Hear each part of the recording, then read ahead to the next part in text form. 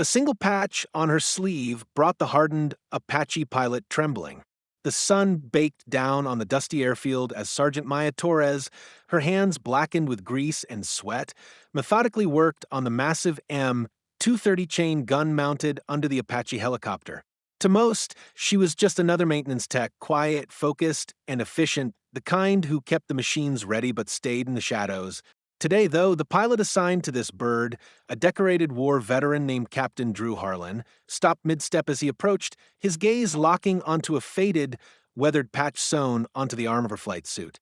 It wasn't an official military emblem, but it carried weight far beyond medals or stripes. The insignia of the 160th Special Operations Aviation Regiment, the legendary Night Stalkers.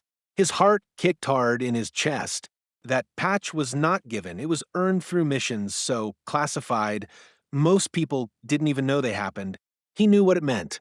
He knew only the most elite operators, those who had flown or fought in missions that changed the course of history, wore it.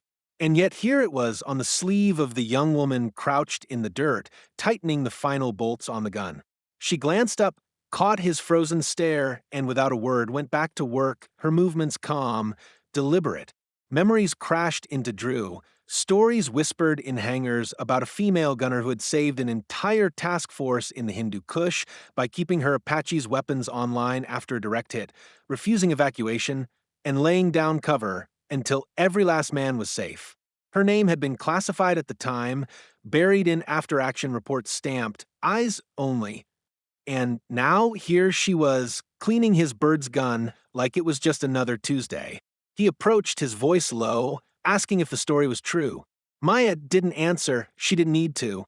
She simply handed him the maintenance log, her eyes holding a quiet steel that told him everything. Drew realized in that moment that rank medals and war stories meant nothing compared to the kind of courage she carried. That patch wasn't just fabric. It was a reminder that real heroes didn't need to announce themselves. They just got the job done. And as he climbed into the cockpit, he knew he'd fly differently that day, because the hands that had prepared his weapon belonged to a legend.